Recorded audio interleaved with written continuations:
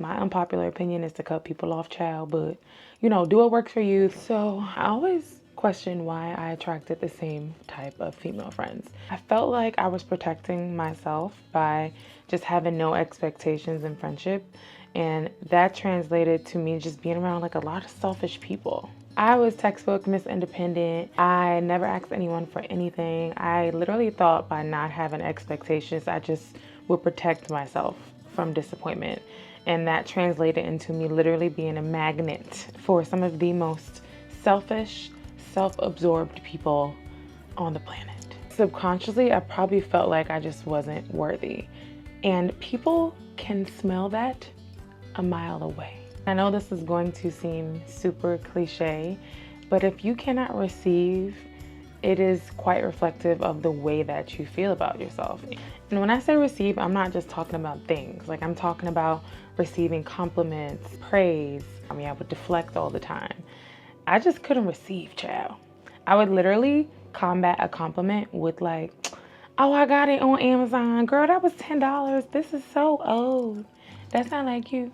Yeah, I bet it do. I realized that my self-love was lacking. I would quite literally distract myself by doing and giving so that I wouldn't have to face the reality that, hey, I don't even truly understand this concept.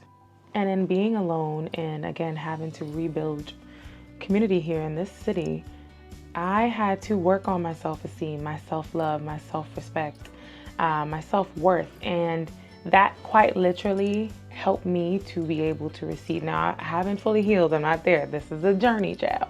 But if you can work on those things, you'll find it a lot easier to receive, and you'll attract people that want to love and pour on you and know that, hey, that one right there, she don't play about herself. I can't be an energy vampire and suck that one dry. Trust me. And some ways that you can do this is by just taking stock of your life. What are the things that you like? What are the things that you don't like? What do you think about yourself? Just kind of write these things down. If you want, you can get like little post-it notes and put them on your mirror. I hope you brush your teeth every day. Then that would mean that you have to quite literally look at them every day. But write these things down, put them on your mirror if you need be, in your car, anywhere where you're going to be every day, so that you can kind of self-affirm. Another thing that I like to do is kind of look at myself in the mirror. And I know this is kind of weird. Some people like to say affirmations in the mirror. I have not worked my way up there yet, but I kind of give myself little Easter egg moments every now and then. But I just kind of look at myself and I study myself, or anytime that I like kind of noticed, I guess what one would say, a flaw or like a change, I just kind of dismiss the thought, and then I'll just reaffirm myself like, wow. One example is like the lines under my eyes are becoming a little bit more prevalent, but I'm like, wow, you're 34 years old. And like, it is such a blessing to age. You're beautiful, and I know it's weird, but you got to do it.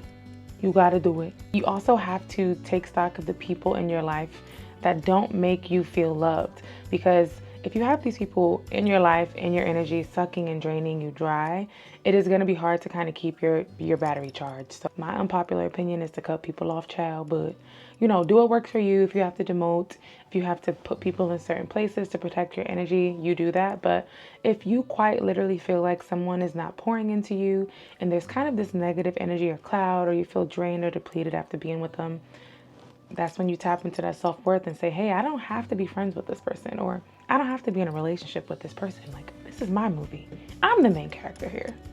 And lastly, if someone gives you a compliment, if someone wants to do something for you, my friends literally just planned a celebration for me this weekend, and I would like to say that I'm anti-surprise, child. And I would say I'm anti-celebration because I never wanted to be the center of attention, because being the center of attention quite literally made people hate me.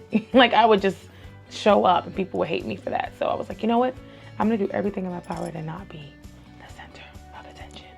But in this season, I feel like I've attracted people that see my light and celebrate my light. And for the first time in 34 years, I've had people get together and literally do something so sweet for me, and they celebrated my Times Square billboard. Yeah, I was able to receive. If you ask me if I would not have a full anxiety and panic attack before walking anywhere where someone said surprise 10 years ago, yeah.